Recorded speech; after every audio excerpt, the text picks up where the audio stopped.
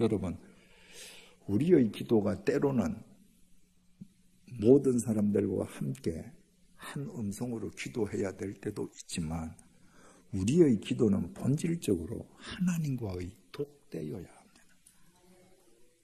홀로의 기도여야 합니다. 새벽 기도에 나와서 내가 기도하더라도 내가 눈을 감고 하나님, 파님, 하나님의 면전에 하나님과 나 혼자서 눈을 맞추는 시간이어야 합니다. 예수님께서 지금 그 혼자서 주님과 고독하게 하나님과 독대하시는 것입니다. 42절입니다. 이르시되 아버지여, 만일 아버지의 뜻이거든 이 잔을 내게서 옮기시옵소서. 그러나 내 원대로 마시옵고 아버지의 원대로 되기를 원하나이다 하시니, 이 절체절명의 순간에 주님께서 기도하시는 그 기도의 핵심이 뭡니까? 아버지, 제 개인적인 원함은 이 십자가 죽음의 쓴 잔을 제가 피하는 겁니다. 그런데 아버지, 제 뜻대로 하지 말고 아버지 뜻대로 하세요. 예수님은요, 자기가 원하는 바가 있었지만 자기가 원하는 것을 버리기 위해서 기도하시는 거예요. 내가 원하는 것을 얻기 위해서 기도하는 것이 아니라 십자가 죽음의 잔을 피하고 싶은 나를 포기하기 위해서 기도합니다. 아버지의 뜻이 이루어지기 위해 기도하는 거예요. 그러니까 우리의 기도와는 본질적으로 다르죠. 43절, 천사가 하늘로부터 예수께 나타나 힘을 더하더라. 여러분, 천사가 내려와서 기도하는 예수님께 힘을 공급했다. 왜 천사가 내려와서 예수님께 힘을 공급합니까? 지금 예수님께서 아버지, 내가 명색이 하나님 아버지의 독생자인데 내가 인간을 구원할 텐데 이 십자가 죽음은 피하게 해주세요. 내가 고상하게 구원하겠습니다. 그런 기도했으면 하나님께서 천사를 보내어서 힘을 돕게 했겠습니까? 지금 예수님께서는 자기가 원하는 기도를 버리기 위해서 기도하는 거예요. 그때 천사가 와서 돕는 겁니다. 그 버림의 기도를 통해서 아버지의 뜻이 이루어지는 것이거든요. 44절, 예수께서 힘쓰고 애써 더욱 간절히 기도하시니 땀이 땅에 떨어지는 핏방울같이 되더라. 여러분들 가운데 평생에 기도하시면서 기도하는 동안에 등줄기에서 땀이 나는 걸 경험해 보신 적이 있습니까? 드무실 거예요. 드물 겁니다. 이마에 땀이 맺히는 거 경험해 보신 분 있습니까? 더 드물 거예요. 그만큼 기도는 힘든 거거든요. 오래 진액을 빼는 기도는. 그런데 예수님께서 기도하시는데 땀에 피가 배어나기까지 기도하는 겁니다. 무슨 기도예요? 나를 버리는 기도입니다. 주님, 내가 원하는 건 이건데 이거 버리게 해주십시오. 당신의 뜻이 이루어지게 해주십시오. 3번 반복했는데 그 기도의 핵심만 그렇게 기록되어 있을 뿐이지 그 3번을 반복하면서 주님께서 얼마나 처절하게 하셨겠습니까? 우리 전에 그 예수님의 그 순환을 다룬 Passion of Christ라는 영화가 개봉된 적이 있습니다. 그 영화 제일 첫 장면을 보면 예수님 역을 맡은 영화 배우가, 그 배우 이름이 갑자기 생각 안 나네요. 키 큰 사람. 그 배우가 겟세마네 동산에서 기도하는 장면부터 나오잖아요. 정말 잘 묘사했죠. 예수님이 땅바닥에 몸을 완전히 부복하고 부르짖고 일어서서 하늘을 떠보고 나를 버리는 게 그렇게 어려운 거예요. 그 나를 버리는 기도를 끝내고 천사들이 힘을 더해주는 그 힘을 입어 예수님은 십자가 죽음을 향해서 나아가는 겁니다. 저는 어떤 교인들이 어려운 일을 당해서 오신 분들이 있으면 기도를 청하고 할 때 기도하십시오. 기도하시라고 그럽니다. 그리고 그분이 가고 나면 저는 기도를 이렇게 합니다. 주님, 저분이 기도하는 동안에 저분 기도 내용이 바뀌게 해주십시오. 저분은 지금 저 상황을 피하고 싶어서 기도하는데 기도하는 동안에 저 상황을 받아들이는 것이 주님 뜻이고 저 상황 속에서 주님의 용사로 거듭나고 주님과 동행하는 삶을 살 수 있도록 기도가 바뀌는 은혜를 경험하게 해주십시오.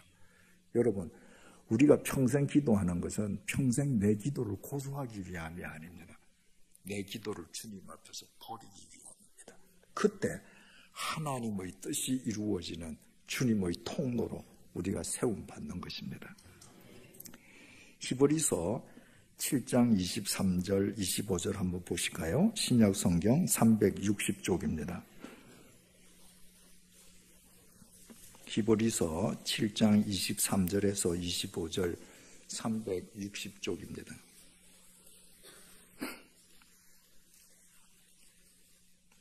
히브리서 7장 20절 신약 성경 360쪽 제사장 된 그들의 수요가 많은 것은 죽음으로 말미암아 항상 잊지 못함이로되 예수는 영원히 계심으로 그 제사장 직분도 갈리지 아니하느니라. 그러므로 자기를 힘입어 하나님께 나아가는 자들을 온전히 구원하실 수 있으니 이는 그가 항상 살아계셔서 그들을 위하여 간구하심이라. 세상의 제사장들은 자꾸 바뀌어요. 왜냐하면 제사장들은 죽거든요. 그러면 또 새 제사장이 나옵니다. 그런데 죽음을 깨뜨리고 부활하신 예수님은 영원한 제사장이에요. 그래서 그분은 갈리지 않습니다. 그런데 중요한 것은요, 그분이 자기에게 나아가는 자들을 온전히 구원하실 수 있는데 그 이유는 그가 항상 살아계셔서 그들을 위하여 간구하시는 거예요. 주님께서는 이재철이라는 허랑방탕하던 한 인간을 수렁에서 구하시고 이재철을 구하신 당신의 뜻이 있기 때문에 이 이재철이가 일평생 당신 안에서 어떻게 살면 좋겠다는 당신의 기도가 있습니다. 성부 하나님을 향한 주님의 기도가 있습니다.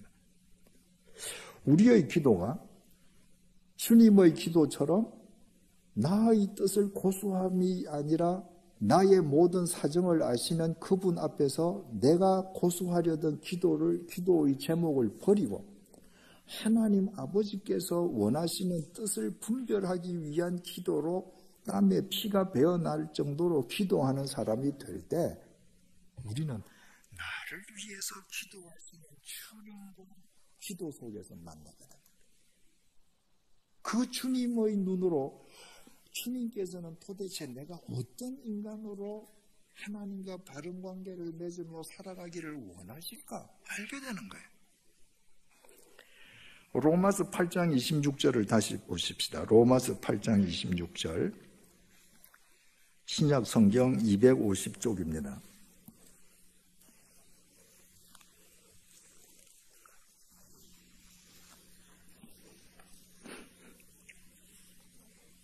로마서 8장 26절 신약 성경 250페이지.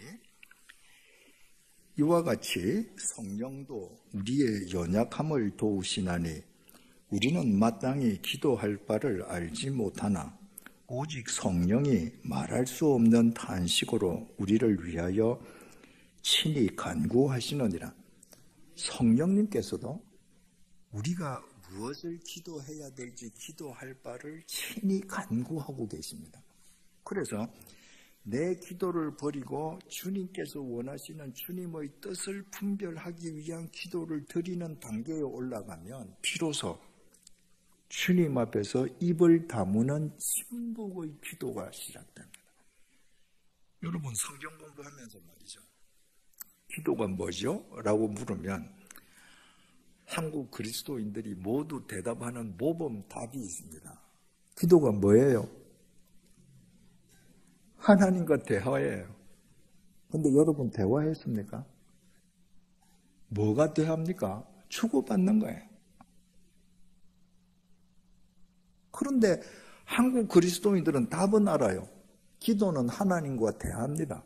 그런데 평생 하나님한테 일방적으로 명령만 해요. 하나님의 말을 듣지 않습니다. 그러니 그 기도가 그 영적 수준을 향상시켜 주겠습니까? 우리는 하나님 앞에서 입을 다물 수 있어야 합니다. 그날 새벽 기도에 선포된 그 성경 구절, 그 말씀의 구절을 거울 앞에서 입을 다물 수 있어야 합니다. 오늘 새벽에 주님께서 주신 이 성경 말씀을 통해서 지금 나에게 뭘 요구하시는가? 내가 하나님과 어떤 바른 관계 속에서 오늘 하루를 또 살아내게 하시는가? 침묵할 수 있어야 합니다. 우리의 영적 내공의 힘은 주님 앞에 무릎을 꿇고 침묵하는 시간의 길이와 정 길이야. 한국 개신교인들이 열심히 있고 누구보다도 열성적으로 봉사하고 다 하는데 내공이 없습니다. 속빈 깡통이 시끄럽지 않습니까? 왜냐하면 침묵이 뒤따르는 희생이 없거든요. 침묵을 할 때에만 희생이 수반되고 헌신이 수반됩니다. 그래서 오늘도 주님께서는 나를 어떻게 보시고 내가 어떤 사람으로 오늘 하루 내 가정과 일터에서 삶을 어떤 삶을 살아내기를 원하시는가? 내가 입을 다물고 그분 앞에 있을 때 그분이 그 주신 그 말씀을 통해서 나에게 말씀하시는 겁니다. 깨닫게 하시는 겁니다. 요한복음 15장 7절을 보시겠습니다. 요한복음 15장 7절 신약 성경 174쪽입니다. 신약 성경 174쪽 요한복음 15장 7절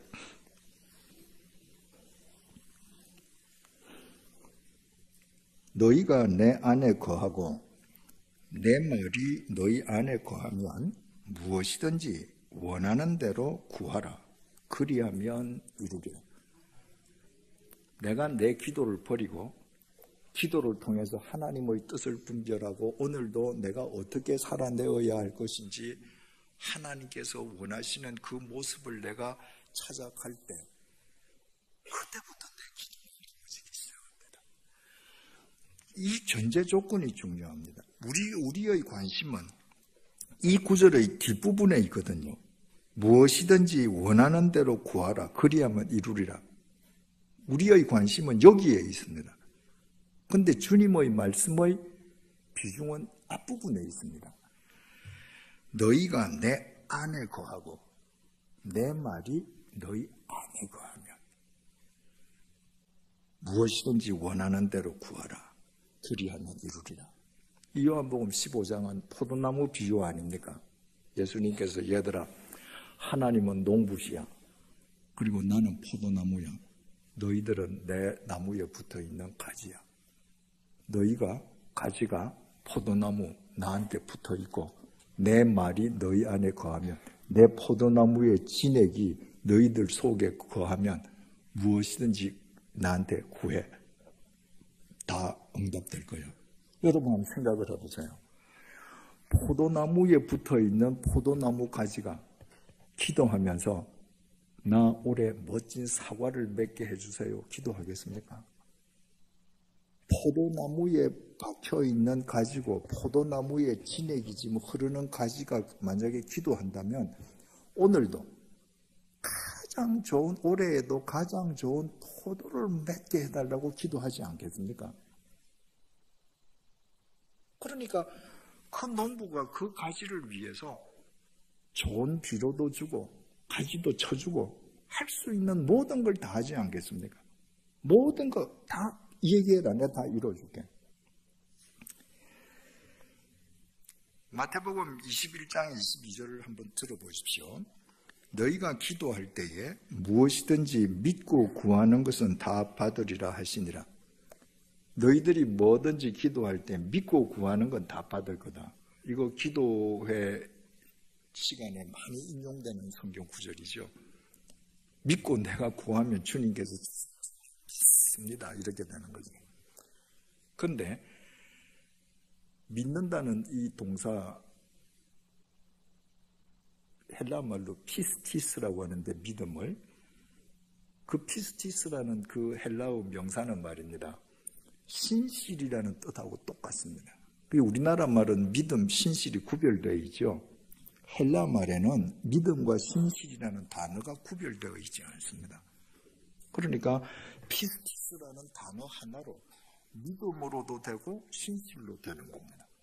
그러니까 여러분들이 앞으로 신약 성경을 읽으실 때 믿음이라는 단어가 나오면 그 믿음을 신실로 바꿔서 대입하시면 그 의미를 장화하게 하실 수 있습니다. 너희가 기도할 때 무엇이든지 믿은 대로 구하면 다 받을 것이다. 이때 믿고 구하는 것은 내 욕심대로 구하는 것이라고 생각하지 않습니까? 그런데 믿고를 신실로 바꿔보세요. 너희가 기도할 때 신실해지고 기도하면 모두 응답될 것이다. 신실한 사람은 헛것을 구하지 않습니다. 신실한 사람은 자기 욕망의 것을 구하지 않습니다. 신실한 사람은 자기 욕망의 기도를 버리기 위해서 기도합니다. 신실한 사람은 하나님과 바른 관계 속에서 살기 위해 기도합니다. 그 기도를 왜 주님께서 들어주시지 않겠습니까? 요한복음 14장 13절에서 14절 한번 찾아보십시다.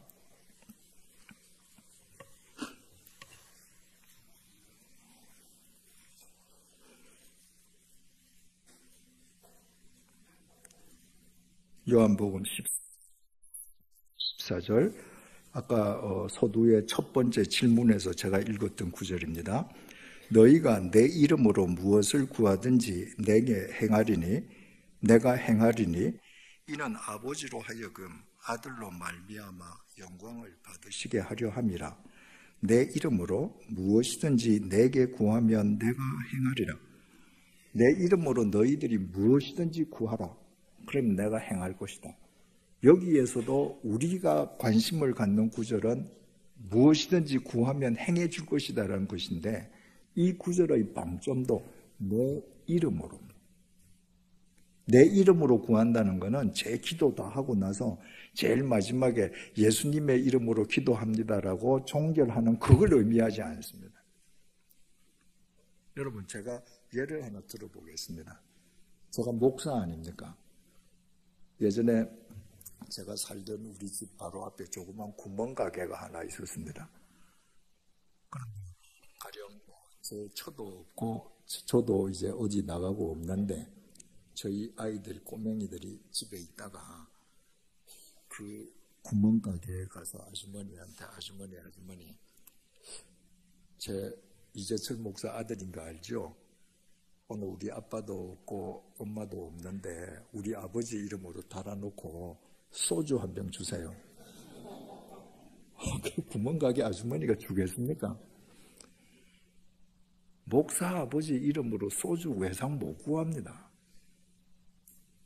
근데 그 아들이 가서 우리 엄마 아빠 안 계시는데 아버지 오시면 드릴 테니까 우리 아버지 이름으로 달아놓고 라면 4개만 주세요. 주시오. 목사 이름에 걸맞는 거니까. 예수님께서는 지금 말씀하셔요. 너희들이 내 이름으로 기도해라. 예수님 이름으로 기도하는 것은 너희가 내 안에 거하고 내 말이 너 안에 거하면 똑같은 말인 거예요. 예수님의 이름으로 여러분들의 헛것을 구할 수 있습니까? 예수님의 이름으로 다른 사람에게 손해되는 일을 여러분의 유익을 위해서 구할 수 있습니까? 불가능합니다. 예수님의 이름을 위해서는 하나님과 바른 관계 속에서 다른 사람의 유익을 위해서 살기를 기도하는 것입니다. 왜 주님께서 그 기도 안 들어주시겠습니까? 마태복음 7장 7절에서 11절입니다. 마태복음 7장 7절에서 11절입니다.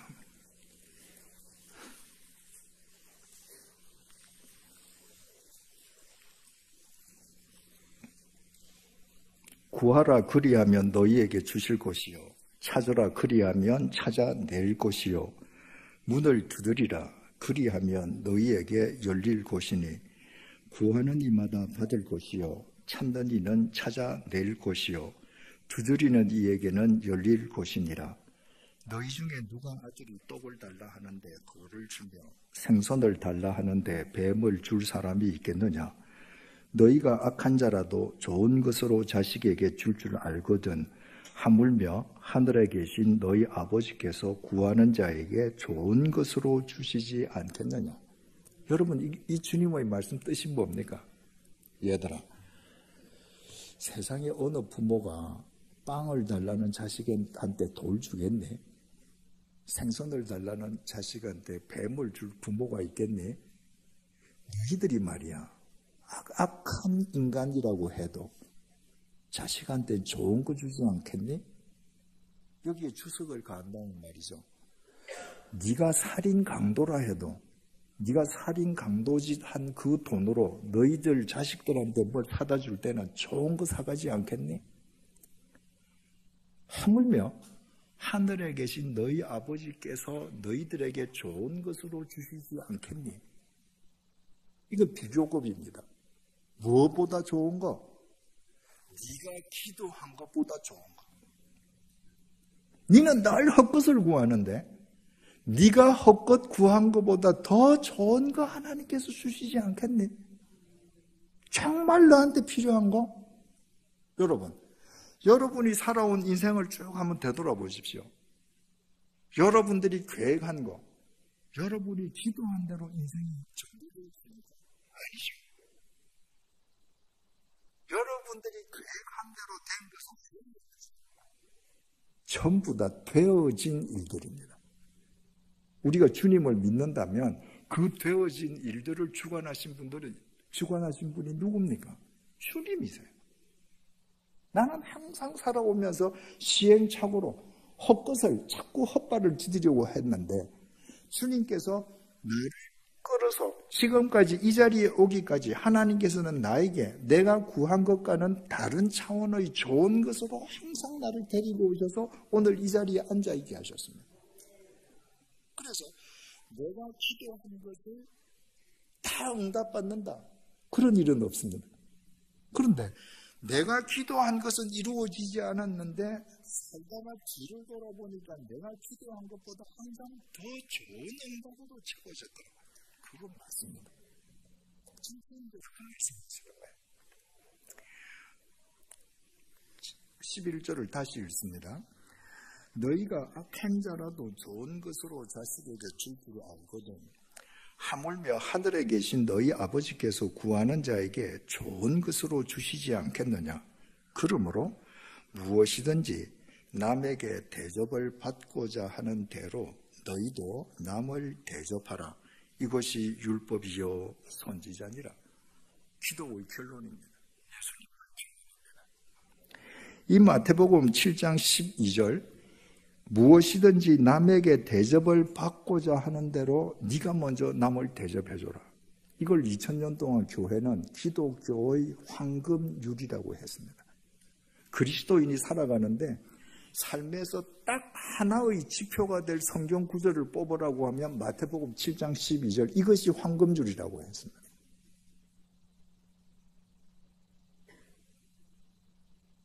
우리가 기도를 하는데 한센병자 기도 수준에서 백부장으로 나아가고 마지막으로 베드로의 수준으로 올라간다. 베드로의 수준은 하나님과 동행하는 삶을 사는 것이고 하나님과 동행한다는 것은 하나님과 바른 관계 속에 있는 것이고 하나님과 바른 관계 속에서 살아가는 것은 결국 누군가에게 오늘도 기여하는 삶을 살기 위해서 기도하는 것입니다. 우리는 살아가면서 내가 만나는 모든 사람이 어떤 의미에서든 나에게 기여해 주기를 바라요. 주님께서는 모든 사람들이 너한테 유익이 되는 사람이 되기를 원하지 네가 먼저 그런 사람이 되어주라. 그런 사람으로 살게끔 기도해라. 여러분, 우리가 이렇게 기여하는 사람이 되기 위해서 매일 기도하고 기여하는 삶을 살아간다면 우리로 인해서 세상이 달라지지 않겠습니까? 오늘 아침에도 내가 일어나서 주님, 내가 오늘도 사는 이 동네에 내가 누구에게 어떤 삶으로 기여할 수 있을런지, 내가 오늘도 일터에서 단 한 사람에게라도 내가 기여하는 삶을 구체적으로 살 수 있도록 주님 저를 도와주십시오. 그런 삶이 거듭되어 갈수록 우리를 거룩하고 의로운 사람으로 빚어주어 가지 않겠습니까? 여러분들께서 기여하는 삶을 살지 않고 기여하는 삶, 그것이 하나님과 동행하는 삶이고 하나님과 바른 관계 속에 있는 삶이라는 것을 알지 못하고 여러분이 평생을 나 환자처럼 내 문제를 놓고 내 문제가 이루어졌다고 기뻐하고 내 자식 출세 성공을 위해서 기도하면요, 여러분이 그런 삶을 살면서 부자로 살면 살수록 여러분들은 이 세상을 더럽히다 가는 사람이 됩니다. 여러분, 제가 여러분들께 한번 질문을 해보겠습니다. 여러분 태어나서 지금까지 깨끗한 물 얼마나 많이 마셨습니까? 어디로 갔습니까? 소변으로 다 버렸습니다. 여러분이 그동안 먹은 좋은 음식 얼마나 많습니까? 어디 갔습니까? 변으로 다 버렸습니다. 여러분들 일평생 쓰레기로 버린 종이는 얼마나 많습니까? 여러분이 입다가 버려서 누더기로 버린 옷, 어디 다 소각된 옷 얼마나 많습니까? 구두는 몇 켤레죠? 여러분이 기여하는 삶을 살면 이건 다 선한 도구예요. 쓰레기가 되어도 이거 다 선한 거예요. 내가 기여하는 삶을 살지 않고 내 자식, 내 식구들만 잘 살기를 원하면 내가 큰 아파트에 살수록, 큰 자동차를 탈수록 이렇게 세상을 오염시키다가 한 인생 끝나는 겁니다. 그렇게 살고 하나님 앞에 설 수 있겠습니까? 기여하는 삶을 위해서, 기도하는 삶을 위해서 하나님의 뜻은 이루어지고 그런 사람의 삶을 하나님께서 책임져 주시겠다고 성경을 통해서 약속하시는 겁니다.